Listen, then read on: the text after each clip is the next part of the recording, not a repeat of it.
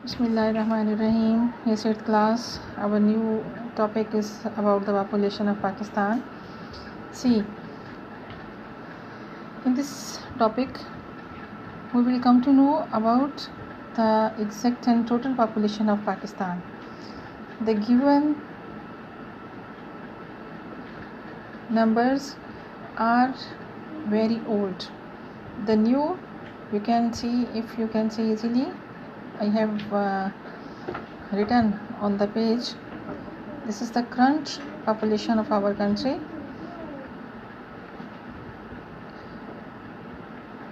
Now we will discuss about the thickly populated areas and sparse population of our country.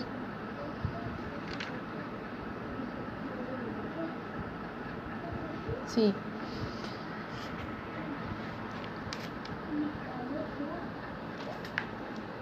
according to the census 1998, the total population of Pakistan is about 130.5 million, which has now increased to more than 160 million. In Pakistan, the average density of population is 164 persons per kilometer. You will change these lines into your own words. According to the latest calculation, the population of Pakistan is about the given number you will write here. After that, you will discuss about the density of population. You will write it into the numbers. The first number is, in the Indus Plain, the river valley stretches from north to south, is thickly populated. Number 2, in Punjab, the divisions of Lahore, Gujranwala, Faisalabad and Multan have the heaviest pressure of population. Number 3, in the Sindh province, the districts of Sakhar, Ladkana, Dadu, Nawab Shah and Hyderabad are thickly populated. Number 4, the districts of Peshawar and Mardan in the northwestern frontier province are thickly populated. Number 4, you will give like this in your answer numbers. The next is sparse population. In Punjab, the areas of sparse population are the districts of Bahawalnagar, Bahawalpur, Rahim Khan, Mianwali, Bhakkar, Liya, Muzaffargarh and Dera Ghazi Khan. Number 2, in Sindh, the areas of Mirpur Khas, Sangad and Tharparkar have sparse population. Number 3, the population is sparse in northwestern frontier province 2. Number 4, Balochistan is also a region of sparse population. The last message, after the establishment of Pakistan, these lines you will include in your answer till the last word. So this is the basic information about the population of Pakistan. The next topic is factors influencing the density of population. These are two. First, physical factors and number 2, human factors. If we see the physical factors, there are again some points. Number 1 is geographical features. See, it is easy to inhabit the area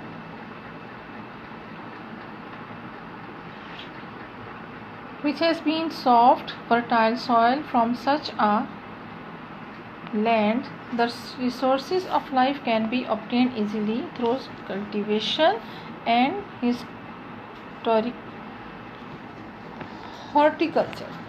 It is also relatively easy to dwell and build houses in such places and fulfill the everyday needs of life. See, geographically, if an area have the basic resources to obtain our basic facilities to spend our life, so that this area is geographically better for living.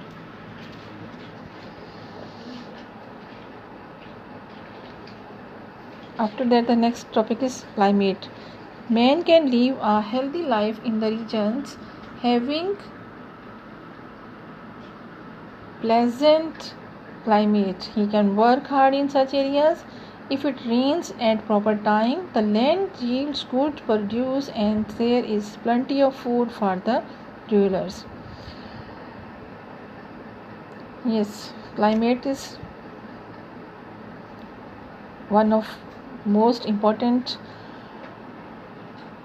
factors for living a proper and good life.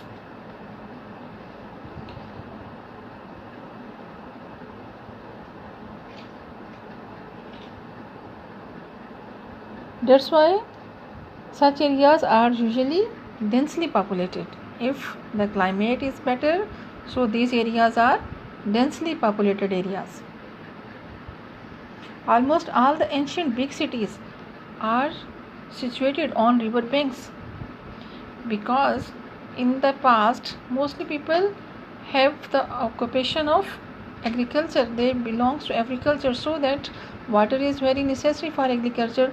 All the big and historical cities, when we come to know about their history, we have some idea that these cities are situated on river banks. Like this, see why. On the other hand, if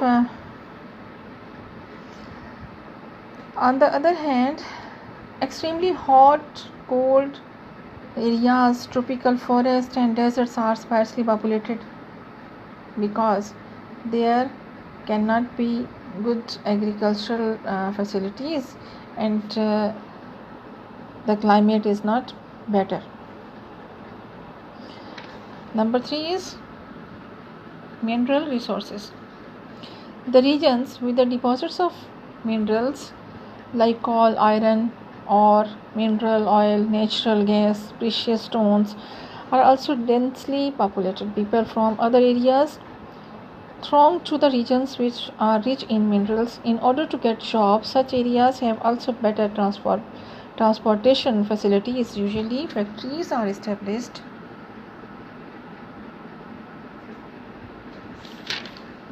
near the areas where minerals are mined. Thus, big industrial cities come into existence, and as a result, the population goes on increasing. Number 4 is trade routes. The places or areas which are situated along trade routes are around their population increases. Besides roads, the sea and air routes have also great importance. Therefore, the population of the cities and areas having trade, markets and big seaports is always on the increase. Till here at class, you will read it again, and these are the answers of question number 5 and 6. See it in your exercise, and if you have any problem, we will discuss in our group.